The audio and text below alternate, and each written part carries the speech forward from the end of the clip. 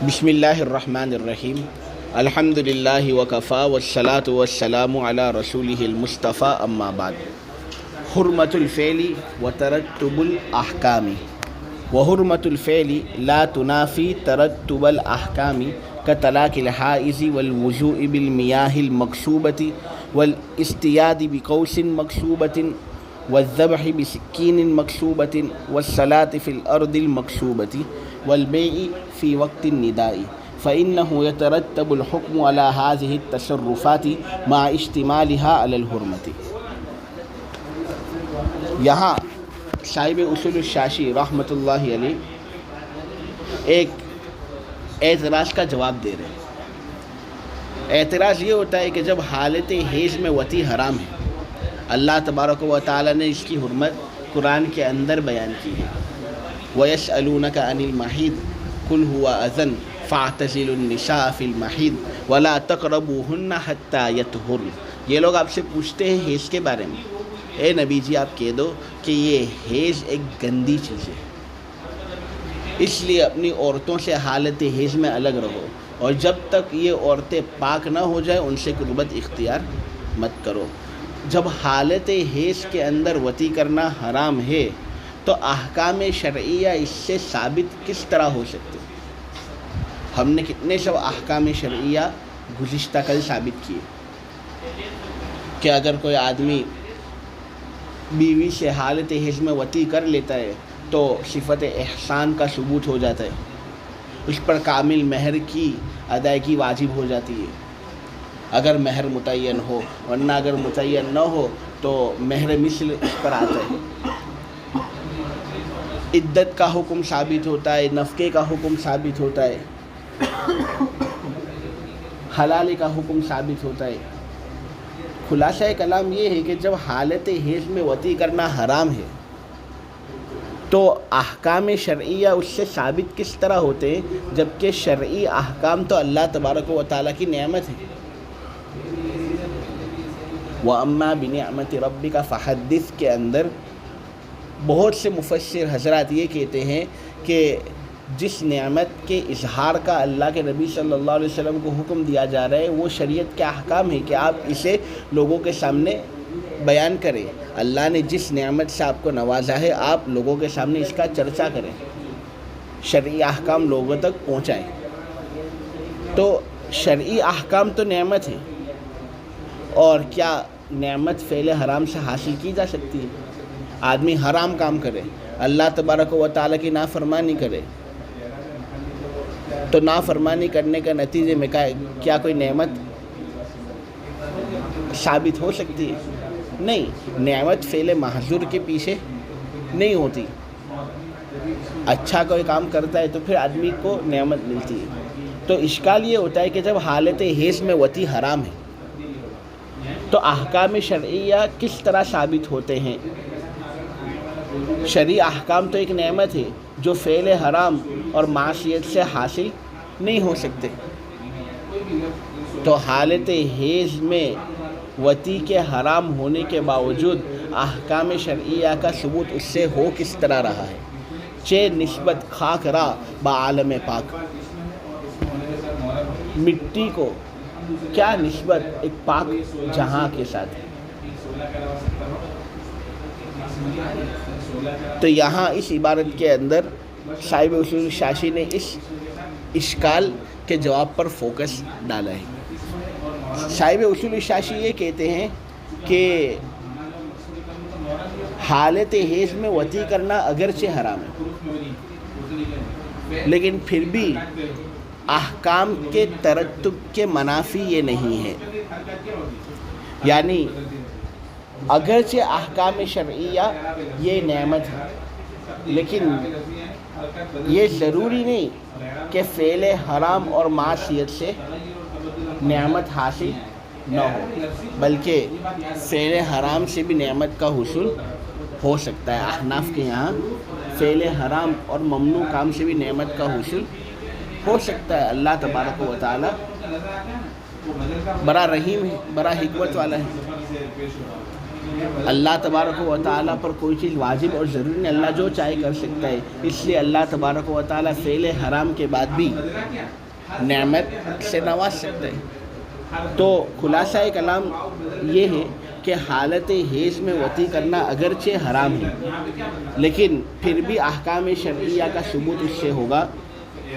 شرعی احکام اب نعمت ہیں تو کوئی حرج نہیں، فعل حرام اور معصیت سے نعمت کا حصول ہو سکتا ہے۔ ٹھیک ہے، دیکھو عورت کو کب طلاق دینی چاہیے، تو طلاق دینے کا مسنون اور مستحب طریقہ آپ لوگوں کو معلوم ہوگا کہ عورت کو پاکی کی حالت میں ایک طلاق رجعی دی جائے، ایسی پاکی کی حالت جس پاکی میں بیوی کے ساتھ جماع بھی نہ کیا ہو۔ طلاق دینے کا مستحب طریقہ کیا ہے کہ عورت کو پاکی کی حالت میں طلاق دی جائے، وہ بھی طلاق رجعی، اور وہ پاکی کی حالت ایسی ہو کہ اس میں بیوی کے ساتھ جماع نہ کیا۔ شریعت نے اس طلاق کو بہترین طلاق کہا ہے۔ وجہ یہ کہ دیکھو شریعت کے اندر طلاق پسندیدہ چیز نہیں ہے۔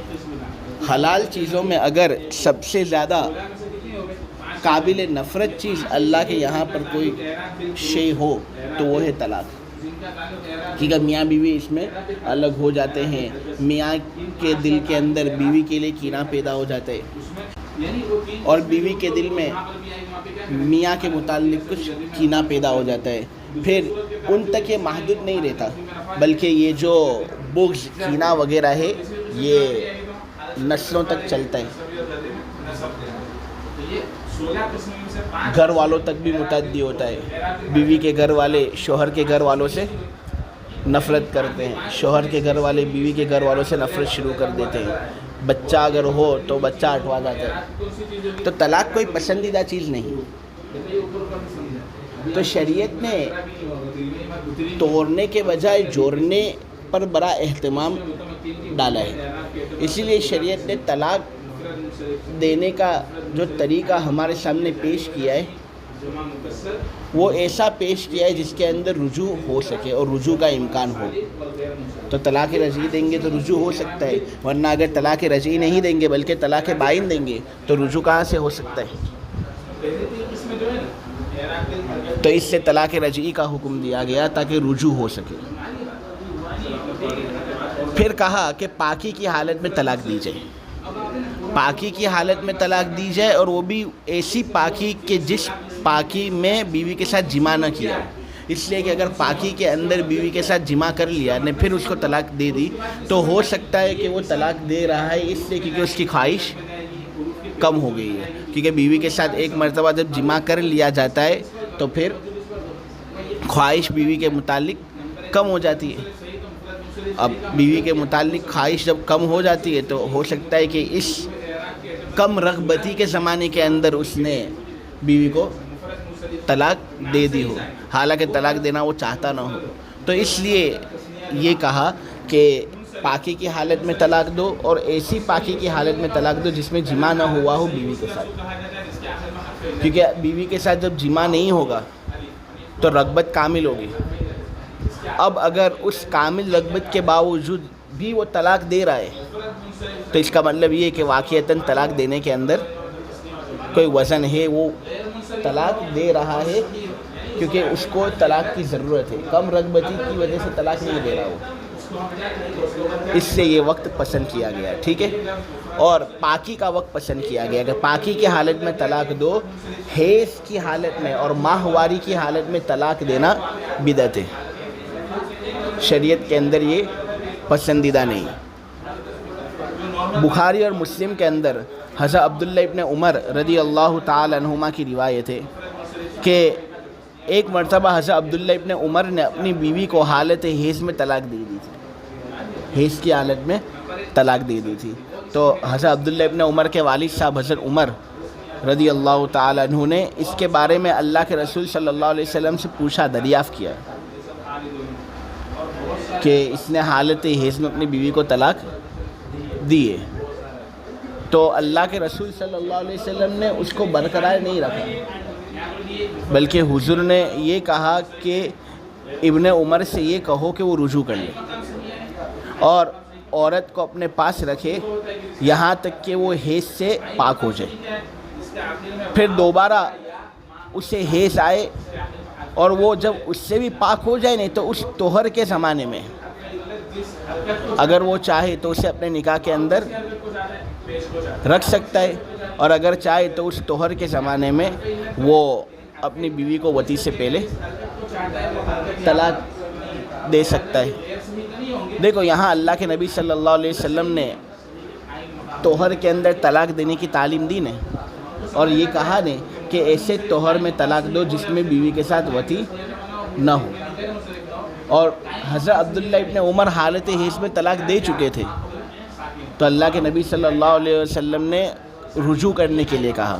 معلوم ہو حالت حیض میں طلاق دینا پسندیدہ نہیں۔ کیوں پسندیدہ نہیں؟ تو فقہا یہ کہتے ہیں کہ پسندیدہ اس لیے نہیں کیونکہ ہو سکتا ہے کہ وقتی نفرت کی وجہ سے وہ اپنی عورت کو طلاق دے رہا ہو، کیونکہ حیض کے اندر جب عورت ہوتی ہے تو وہ گندی ہو جاتی ہے، تو اس کو ذرا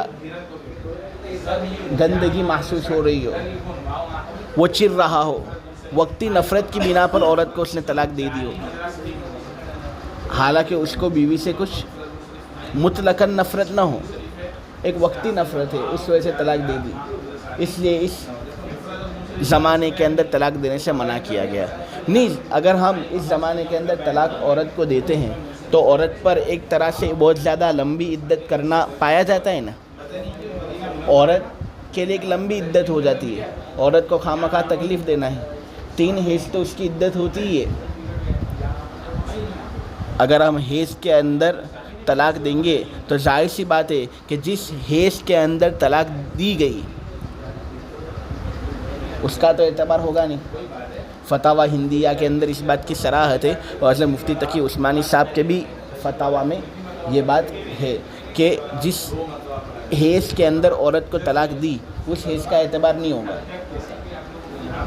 اب طلاق دے دی حیض میں، اس کا اعتبار نہیں، اس کے بعد وہ پاک ہوگی، پاک کے بعد واپس حیض آئے گا تو وہاں سے پھر عدت شروع ہوگی اس کی، میں پھر 3 حیض اس کو مسلسل کامل طریقے سے گننے ہوں گے، تو لمبی ہو رہی ہے نا عدت، 3 حیض سے بھی لمبی ہو رہی ہے۔ یہ رویہ مناسب نہیں کہ ہم عورت پر ظلم کریں، چھوٹی کرنا ہی ہو اسے تو ہم اچھے طریقے سے چھوٹی کریں، ظلم کر کے ہم کسی کو چھوٹا نہ کریں، ٹھیک ہے؟ تو معلوم یہ ہوا کہ حالت حیض میں عورت کو طلاق دینا بدعت ہے، اچھی بات نہیں، حرام کام ہے، برابر حدیث سے بھی ثابت ہوا، اور میں نے آپ لوگوں کے سامنے حرمت کی وجہ بھی بیان کی۔ لیکن اگر کوئی آدمی حالت حیض میں بیوی کو طلاق دے دیتا ہے تو کیا طلاق واقع ہو جاتی ہے؟ طلاق واقع ہو جاتی ہے نا۔ کہنے کا مقصد اور منشا یہ ہے کہ چیز فی نفسی ہی حرام تو ہو سکتی ہے، لیکن اس کا مطلب یہ نہیں کہ اس پر احکام کا ترتب ہوگا نہیں۔ یہاں پر دیکھو، بیوی جب حیض میں ہو اس کو طلاق دینا حرام ہے، لیکن پھر بھی طلاق واقع ہو جاتی ہے نا۔ مطلقہ سے وطی حرام ہو جاتی ہے، زوجین میں جدائیگی کا ثبوت ہو جاتا ہے، عورت پر عدت کا وجوب آ جاتا ہے، شوہر پر نفقہ عدت لازم اور ضروری ہو جاتا ہے، حالانکہ طلاق دی گئی حالت حیض میں، لیکن یہاں پر حرام کا ارتکاب ہو رہا ہے لیکن پھر بھی ترتب احکام ہو رہے ہیں۔ تو اسی طرح اگر حالت حیض میں وطی ہوئی تو اس پر بھی حرمت کے باوجود احکام کا ترتب ہوگا۔ اسی طرح اگر کسی آدمی نے پانی سے وضو کیا اور وضو سے نماز ادا کی، قرآن چھویا، نہ مسجد پہ داخل ہوا، تو یہ سب جائز ہے، بہت اچھا کام ہے۔ لیکن اگر اس نے وہ پانی غصب کیا ہے تو پانی اس کا تھا نہیں، کسی دکاندار کا تھا، دادا گیری کر کے اس نے پانی لے لیا اور پانی غصب شدہ تھا، چھینا ہوا پانی تھا، اور اس پانی سے اس نے وضو کیا، تو اب کیا وہ وضو صحیح ہوگا یا نہیں؟ وضو صحیح ہوگا، اس وضو سے پڑھی جانے والی نماز صحیح ہوگی، اس وضو سے قرآن کو چھونا صحیح ہوگا، مسجد میں آدمی داخل ہو قرآن چھونا چاہے چھو سکتا ہے، سجدے تلاوت کرنا چاہے سجدے تلاوت کر سکتا ہے، یعنی وہ وضو معتبر ہوگا. سمجھ میں آ رہی ہے بات؟ تو دیکھو یہاں پر بھی پانی کیسا تھا؟ غصب کیا ہوا تھا، حرام کام ہے. غصب کرنا کوئی اچھی بات ہے؟ قرآن کے اندر اس کی ممانعت وارد ہوئی ہے نا. سورہ بقرہ کی آیت نمبر 188 میں ہے وَلَا تَأْكُلُوا أَمْوَالَكُمْ بَيْنَكُمْ بِالْبَاطِلِ، تم اپنا مال آپس میں باطل طریقے سے مت کھاؤ. غصب کے اندر یہی ہوتا ہے. سورہ نساء کی آیت نمبر 29 میں ہے یا ایھا الذین آمنوا لا تأکلوا اموالکم بینکم بالباطل، اے ایمان والو آپس میں ایک دوسرے کا مال باطل طریقے سے مت کھاؤ. یہ دادا گیری کر کے کسی کا مال لے لیا، شریعت کے اندر اس کی اجازت نہیں. تو غصب کرنا مناسب نہیں.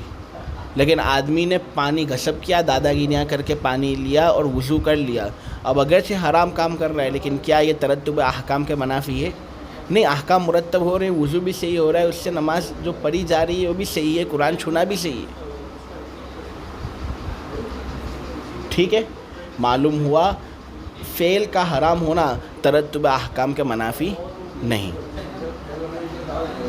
اسی طرح اگر کسی آدمی نے ایک کمان یا بندوق غصب کی، حرام طریقے سے اس کو حاصل کیا، نہ پھر اس سے اس نے شکار کیا، تو وہ شکار اس کے لیے حلال ہوگا یا نہیں؟ حلال ہوگا. اگرچہ جو کمان اس نے غصب کی ہے، جو بندوق اس نے غصب کی ہے وہ کرنا صحیح نہیں تھا، حرام تھا، لیکن جو شکار اس نے کیا وہ تو حلال ہوگا.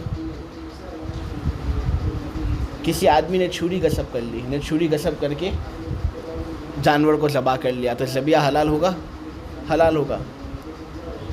زمین اس کی تھی نہیں، اس نے کسی کی زمین دبا لی، غصب کر کے زمین اس نے دبا لی. اب اس غصب شدہ زمین کے اندر وہ نماز پڑھ رہے ہیں، نماز صحیح ہے؟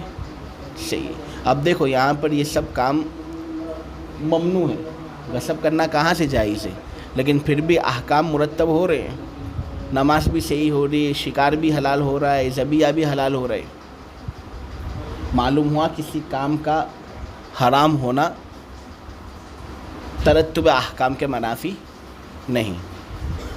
آدمی کو معلوم ہے، بچہ جانتا ہے کہ جمعہ کی جب اذان ہو جائے تو اذان کے بعد خرید و فروخت کرنا جائز نہیں، مکروہ تحریمی ہوتا ہے. اور یہاں اذان سے مراد پہلی اذان ہے. جمعہ کی جب پہلی اذان ہو جائے تو خرید و فروخت کرنے کی اجازت نہیں ہوتی. اگر کوئی آدمی جمعہ کی پہلی اذان کے بعد خرید و فروخت کرتا ہے اور اس خرید و فروخت سے صحیح میں رکاوٹ پیدا ہوتی ہے تو یہ مکروہ تحریمی کام ہوگا. لیکن اگر کر لیتا ہے تو بے صحیح ہو جاتی ہے، بے منعقد ہو جائے گی، مفید ملک ہوگا، اور اس بے کو توڑنا بھی ضروری نہیں. ٹھیک ہے نا، کہ اگر جمعہ کی پہلی اذان ہو گئی، اس کے بعد آدمی نے کوئی چیز بیچی، مشتری نے کوئی چیز خریدی، اب وہ اس طرح خرید و فروخت کے معاملے میں مشغول ہو کر صحیح سے پیچھے بھی رہے تو یہ کام ان کا کرنا مناسب تھا نہیں. انہوں نے اللہ تبارک و تعالیٰ کی نافرمانی کی. اللہ نے کہا ہے کہ جب اذان ہو تو تم اللہ کے ذکر کی طرف لپکو. یہاں پر خرید و فروخت میں جب ہم مشغول ہو رہے ہیں تو کہاں ذکر کی طرف لپکنا ہوگا؟ کر لیا، حرام کام کر لیا، لیکن پھر بھی یہ جو بے ہوگی یہ مفید ملک ہوگی، صحیح ہو جائے گی، اور مشتری پر ثمن دینا ضروری، بائع کے لیے مبی کو حوالے کرنا ضروری. ٹھیک ہے، خلاصہ یہ ہے کہ ان افعال پر حکم مرتب ہو رہے ہیں ان کا حرمت پر مشتمل ہونے کے باوجود. آج کے سبق کا خلاصہ یہی تھا. اب ایک اشکال ذرا ہو رہا ہے کہ دیکھو آپ لوگوں کے سامنے یہ بات آ چکی کہ جب کوئی آدمی فاسد بے کرتا ہے، یعنی ایسی بے کرتا ہے جو ذاتاً تو مشروع ہوتی ہے لیکن وصفاً مشروع نہیں ہوتی، تو اس کو توڑنا ضروری ہوتا ہے. اگرچہ قبضے سے ملکیت اس بے سے ثابت ہو جاتی ہے لیکن پھر بھی اس کو توڑنا ضروری ہوتا ہے یا نہیں؟ آپ کے سامنے میں یہ بات کہہ چکا ہوں کہ بے فاسد جب ہو تو اس کو توڑنا ضروری ہوتا ہے. बे फासिद करना बताओ कभी लिआइनी ही है या कभी ली गई है? कभी ली गई रही है, क्योंकि ख़रीद और फ़रोख्त करने के अंदर तो कोई ख़राबी नहीं है। ख़रीद और फ़रोख्त करना तो अच्छी चीज़ है। जो खराबी आ रही है वो फासिद शर्त की वजह से आ रही है, जो इवज से खाली है, या कोई गैर की वजह से यहाँ खराबी आ रही है। ज़ात में कोई ख़राबी नहीं है, खराबी गैर में है। तो बे फासिद कभी लिआइनी ही नहीं बल्कि कभी ली गई है। तो जब कोई आदमी फासिद बे करता है तो उसको तोड़ना ज़रूरी होता है। तो इसी तरह अगर कोई आदमी गसब शुदा ज़मीन पर नमाज़ पढ़े तो ये भी कभी लियाई नहीं या कभी ली गई रही है? कभी ली गई रही है कि नमाज़ पढ़ना तो अच्छी बात है, जो यहाँ पर ख़राबी आ रही है नमाज़ पढ़ने में वो इस वजह से आ रही है क्योंकि वो एक गसब शुदा ज़मीन पर नमाज़ अदा कर रहे हैं। ऐसी ज़मीन पर नमाज़ अदा कर रहा है जो उसकी ज़ाती ज़मीन नहीं, ये दादागिरी करके किसी दूसरे की ज़मीन पर नाहक तशर्रुफ़ कर रहे हैं। तो इस वजह से इसके अंदर कबाहत आई। तो जिस तरह बे फासिद कभी ली गई रही है उसको तोड़ना ज़रूरी, तो मकसूब ज़मीन पर नमाज अदा करना भी कभी ली गई रही है ने, तो इसका हुक्म भी क्या होना चाहिए कि इयादे का हुक्म हो। अशर नो आदमी नमाज अदा करे, अच्छी ज़मीन पर नमाज अदा करे। इस तरह गुनाह वाली ज़मीन में नमाज अदा करना सही नहीं, या सही अगर हो भी जाए तो वक्त के अंदर इयादा ज़रूरी होना चाहिए। ठीक है, लेकिन हम ये देखते हैं कि अगर कोई आदमी गसब शुदा ज़मीन के अंदर नमाज अदा कर लेता है तो नमाज सही हो जाती है और इयादा करना भी ज़रूरी नहीं होता। तो ये फ़र्क क्यों, हालांकि दोनों कभी ली गई रही है। तो एक बात आप ज़रा समझ लीजिए कि कभी ली गई रही जो चीज़ होती है ना, उसकी दो किस्में होती है। नंबर एक, कभी ली गई रही बेएतबार वस्फ़। नंबर दो, कभी ली गई रही लि अजलिल जमई। कभी ली गई रही की दो किस्में। नंबर एक, कभी ली गई रही बेएतबार वस्फ़। नंबर दो, कभी ली गई रही लि अजलिल जमई। कभी ली गई रही बेएतबार वस्फ़ वो कभी ली गई रही है जिससे हम वाकिफ़ हैं, यानी जो किसी वस्फ़ गैर मशरू की वजह से कभी हो। ज़ातन तो वो मशरू हो लेकिन वस्फ़न वो मशरू न हो किसी वस्फ़ गैर मशरू की वजह से। तो इस किस्म के अंदर अहकाम के सिलसिले में दोनों जानिबों की रियायत की जाती है। जवाज़ की जानिब की भी रिवायत की जाती है, अदब जवाज़ की जानिब की भी रियायत की जाती है। देखो, बे फासिद करना कभी ली गई नहीं है, ठीक है। ज़ातन तो ये मशरू है, वस्फ़न ये गैर मशरू है। इसके वस्फ़ के अंदर एक ख़राबी है जिसकी वजह से ये गैर मशरू होता है। और वस्फ़ में ये जो ख़राबी पैदा हुई है उस वस्फ़ का ताल्लुक़ उसकी ज़ात से है, ये कोई खारिज की चीज़ नहीं है, उसका ताल्लुक़ उसकी ज़ात से है। तो इसके अंदर दोनों जिहतों की रियायत की जाती है। देखो, एक तो ये कि ज़ातन तो कोई ख़राबी नहीं है, इस वजह से बे फासिद जायज़ होनी चाहिए। तो हम यही कहते हैं कि बे सही हो जाएगी। मुश्तरी अगर कब्ज़ा कर लेता है बे फासिद के नतीजे में तो ये कब्ज़ा मुफीद लिल मिल्क होगा। लेकिन हम देखते हैं कि यहाँ वस्फ़ के अंदर ख़राबी है। नबी करीम सल्लल्लाहु अलैहि वसल्लम ने बे फासिद से मना फरमाए और ये वस्फ़ का ताल्लुक़ ज़ात से है, ये कोई खारिज की चीज़ नहीं जिसका ताल्लुक़ बाहर से हो, इसका ज़ात के साथ एक गहरा ताल्लुक़ है। तो इसको मद्देनज़र रखते हुए हम ये कहेंगे कि भाई अगरचे उस चीज़ पर मुश्तरी को मिल्कियत हासिल हो गई कब्ज़ा करने की वजह से, लेकिन फिर वो उससे फ़ायदा नहीं उठा सकता। उसके लिए ज़रूरी है कि वो बे को तोड़ दे और उस बे को करने की वजह से वो गुनहगार हुए। तो ये कभी ली गई रही बेएतबार वस्फ़ का हुक्म था। एक कभी ली गई रही वो होता है जिसका नाम कभी ली गई रही लि अजलिल जमा होता है। एक कभी ली गई रही वो होता है जिसका नाम कभी ली गई रही लि अजलिल जमा होता है। ये वो कभी होता है कि शरीयत ने उससे मना किया हो खारिज غیر لازم چیز کی بنا پر،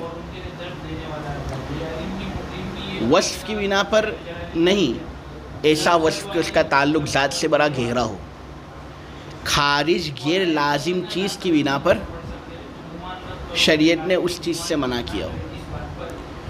خارج غیر لازم چیز یعنی وہ چیز باہر کی چیز ہو اور ذات سے اس کا تعلق بہت گہرا نہ ہو، ٹھیک ہے، تو اس کا جو کبھی ہوتا ہے وہ ذرا کم درجے کا کبھی ہوتا ہے، ٹھیک ہے۔ تو اس کے اندر شریعت والے صحت کا فیصلہ لگاتے ہیں، لیکن صحت کا اعتبار کیا جاتا ہے گناہ کے ساتھ، صحت کا اعتبار کیا جاتا ہے گناہ کے ساتھ، اس میں عدم صحت کا لحاظ نہیں ہوتا، بس گناہ کے اندر اس کا لحاظ ہوتا ہے، ورنہ کوئی حکم مستقل عدم صحت کا لاگو نہیں ہوتا جس طرح بے فاسد میں لاگو ہوتا تھا۔ دیکھو، جمعہ کی اذان اول کے بعد بے کرنا شریعت نے اس سے منع کیا ہے، ہم کو روکا گیا ہے کہ ہم جمعہ کی اذان اول کے بعد بے کریں، ایسی بے جو صحیح سے مانے ہو، ورنہ اگر کوئی بے ایسی ہو جو صحیح سے مانے نہ ہو تو اس کو کرنے کے اندر اجازت ہے، کوئی حرج نہیں اس میں، ہاں لیکن جمعہ کی اذان اول کے بعد ایسی بے کرنا جو صحیح سے مانے ہو تو اس سے ہم کو روکا گیا ہے۔ کیوں روکا گیا ہے؟ کہ اگر ہم بے کے اندر مشغول ہوں گے تو پھر صحیح کہاں سے کریں گے، حالانکہ ہم کو صحیح کرنا ہے۔ اب یہ جو صحیح کی وجہ ہے جس کی وجہ سے قباحت آ رہی ہے، اس کا تعلق بے کی ذات کے ساتھ کیا گہرا ہے؟ ایک خارج غیر لازم چیز ہے جس کی بنا پر یہاں قباحت آ رہی ہے، ٹھیک ہے، لہٰذا ہم اس میں صحت کا فیصلہ کریں گے اور کہیں گے بے منعقد ہو جائے گی، ملکیت کا فائدہ اس بے کے ذریعے سے ہوگا، مشتری کو سمن دینا ہے، بائع کو مبی کی سپردگی کرنی ہے، ٹھیک ہے، یہ عقد بالکل صحیح ہو گیا۔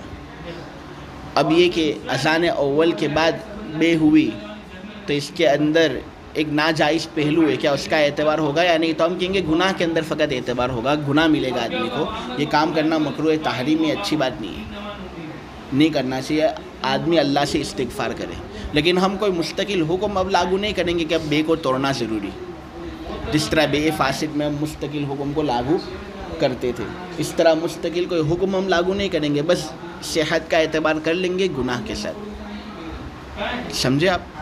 تو خلاصہ کلام یہ ہے کہ کبھی لعین ہی شریعت کے اندر جب استعمال ہوتا ہے نا تو فقہا اکثر اس کو باطل کا نام دیتے ہیں، زنا کرنا باطل ہے، چوری کرنا باطل ہے، کفر کرنا باطل ہے،